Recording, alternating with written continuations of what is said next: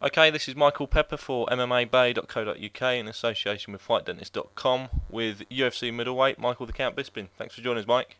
My pleasure, Michael. Always a pleasure. So, congratulations on your most recent win over Denis Kang at UFC 105.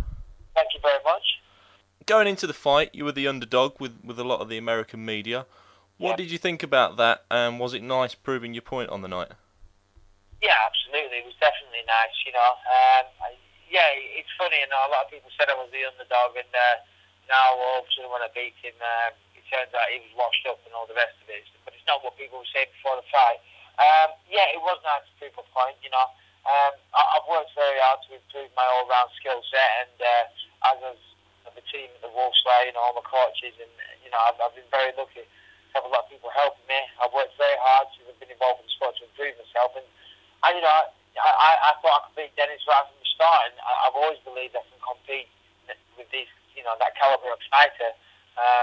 Obviously, since the Dan Henderson knockout, a lot of people feel differently. And not just since that, really. People have always been, a little hesitant to give me the credit that I feel I deserve. But, whatever.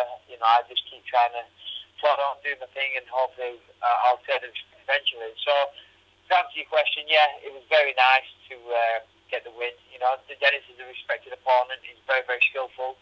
I was happy with my groundwork, because he's, supposed to be very, very dangerous on the ground.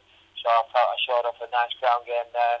I almost got him with an arm bar. His arm was very, very slippy. I'm not saying it was greased up, but it was certainly slippier than a man's normal arm. But yeah, I thought I showed a good ground game, and then I was very happy with my wrestling. That's one of the main things I was happy to show off.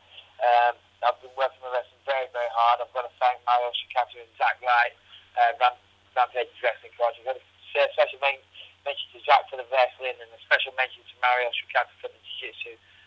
But they both helped me tremendously. But overall, I've got to say thanks to Mario. He's been there day in, day out for the last 5 or 6 years. But I was happy with the wrestling. I showed off, some good wrestling, I believe, and generally it was a good fight, so I'm pretty happy. Okay, I'm sure the first round didn't go exactly according to plan. What was going through your head when you got knocked down and was soon after mounted? Yeah, it definitely didn't go to plan. I think that's a bit of an understatement. I was thinking, oh shit, to be honest, I couldn't believe it, It was my fault, I jumped in with kind of like a lunging left hook, and, it was kind of a sloppy shot to throw too early in the fight. I suppose I was too keen to get in there and land a big power shot, so I threw like a lunging left hook, and he threw the correct counter. Someone's coming in with a big hook, you throw a nice straight shot, which he did, and because I was jumping onto it, it kind of increased power, and because I was kind of jumping, my feet were underneath me to keep myself supported. So I went down, and then, obviously he's good at jiu-jitsu, so he followed me straight down to the ground. Obviously at that point I was a little annoyed with myself. I couldn't believe I made a bit of a mistake, really, but I was keen to go out there and try and be aggressive and put a show on. But yeah, I wasn't happy. Fair play to Denis, caught me with a good shot. But I recovered quickly. I was in great shape for the fight, so I recovered very quickly, and I was able to minimise any damage on the ground.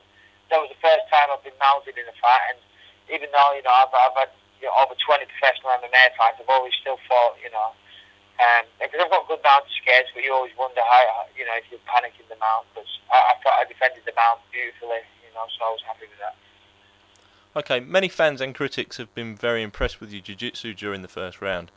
Do you think that's a testament to the training you've been receiving down at the Wolfslayer? And would you purposefully go out in a fight and look to use that offensively in the future? Yeah, absolutely. I mean, number one, it's definitely a testament to the training in the Wolfslayer. I remember when I joined the Wolfslayer, it was 2004, and I thought my jiu-jitsu was pretty good.